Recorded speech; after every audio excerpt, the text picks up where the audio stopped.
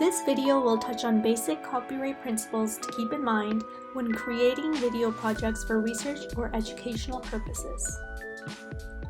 By the end of this video, you should identify key considerations when including others' work in your video projects and presentations, understand why copyright considerations are important when creating video projects, especially ones that incorporate third-party content, and gain awareness of the SFU Media and Maker Commons and the tools and technology available to you when creating your videos. Some of the key copyright considerations to keep in mind while creating videos involve including performers in a video, using third-party content, and video ownership versus copyright. Let's dive into each of these key copyright considerations in greater detail.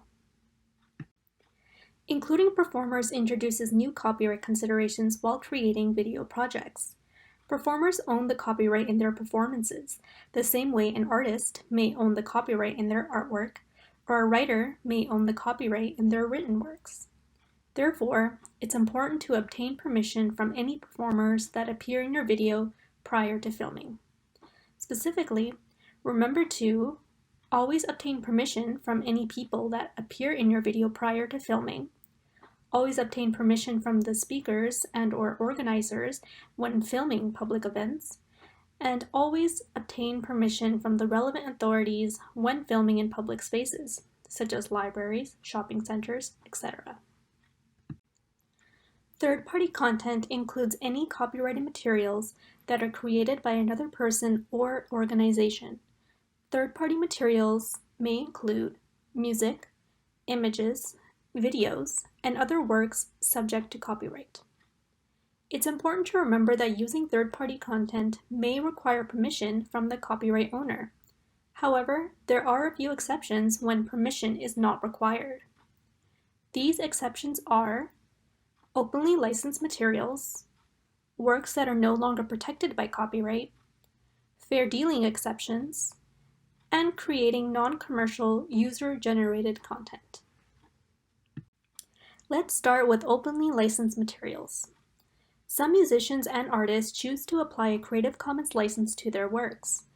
Creative Commons licenses allow other creators to use third-party materials without requiring permission from the copyright owner, as long as they abide by the terms and conditions of the license.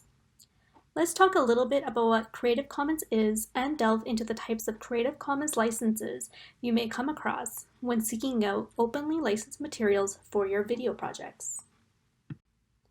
Creative Commons is a nonprofit organization that provides standardized copyright licenses that creators or rights holders can apply to their work to make it reusable by others.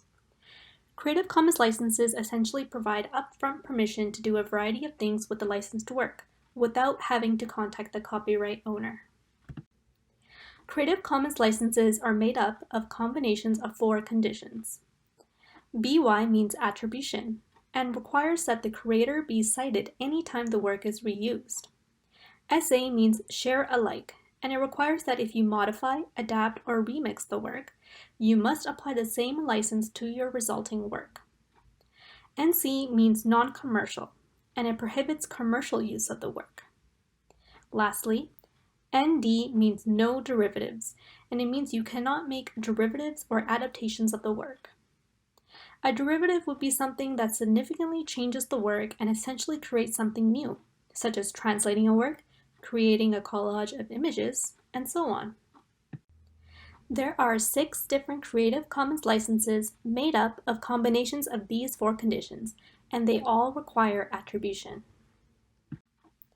Creative Commons platforms make it easy for users to discover and collaborate on images, video, music, research, and educational texts. Here are some of the best-known platforms for sharing Creative Commons content. Content on these platforms is searchable and shareable across the web thanks to Creative Commons licenses. The second exception concerns materials that are in the public domain.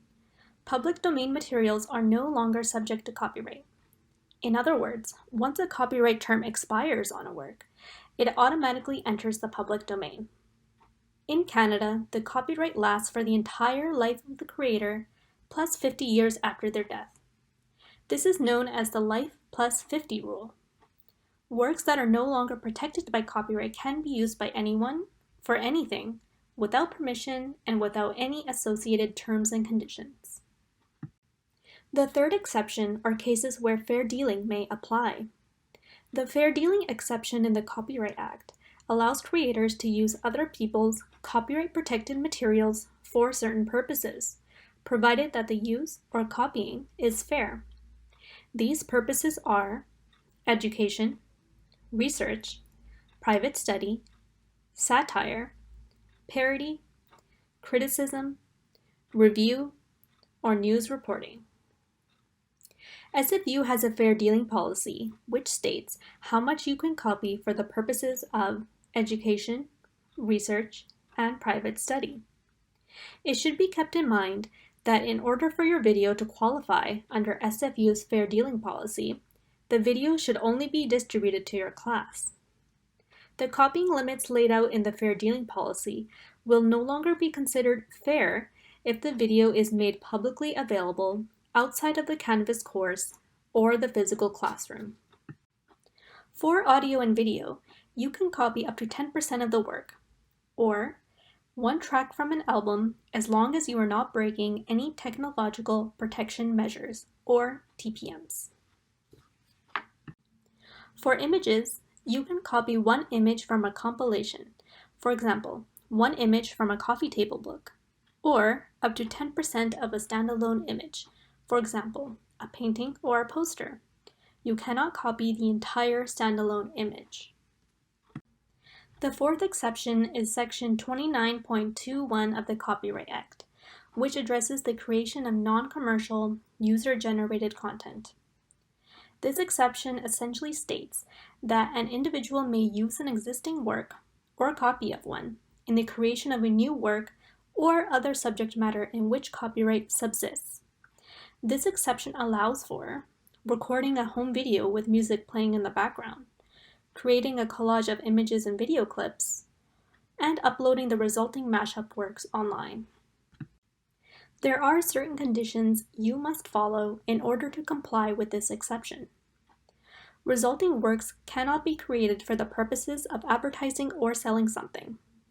You must cite and give credit to the original source materials.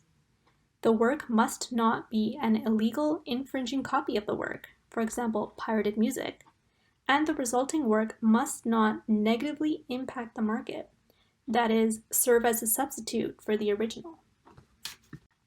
Another thing to keep in mind when creating videos, or new works in general, is that you own the copyright to any work you create, even if the video was created as a part of your course requirements. Remember to not include the SFU logo or give any indication that SFU endorses or was involved in the creation of the video. Lastly, you may choose to apply a Creative Commons license to your work. This will allow others to use or adapt your work for their own projects. Keep in mind that the Creative Commons license you apply will only apply to the parts of the video that is created by you. The license will not apply to any third-party, copyright-protected works that are included in your video. A final thing to note is that copyright considerations can vary in non-Canadian contexts. Certain provisions in the Copyright Act, such as the non-commercial user-generated content exception, may not apply in non-Canadian contexts. These provisions will not be recognized in the United States or on other content intermediaries, such as YouTube or Facebook. The SFU Library Media and Maker Commons is a collaborative, hands-on learning space that contains various tools and equipment students can use to create, learn, and discover new ways of learning. Users are welcome to use the tools and technology available while creating their video projects. Some of the tools and technology available to you include Adobe Creative Cloud with Premiere Pro video editing software, which is installed on the computers on the third floor of Bennett Library. There's also a video studio with green screen available for students, staff, and faculty to use in the Media and Maker Commons. There's also an audio studio and editing studio, which is also available in the Media and Maker Commons, where students can record voiceover work in a well-insulated environment. Thank you for listening to this presentation on copyright considerations when creating video projects. If you have any other copyright questions, please contact the SFU Copyright Office at copy@sfu.ca. For questions related to the SFU Media and Maker Commons, please contact Michael Kriz, SFU's Makerspace Librarian, at mkriz@sfu.ca.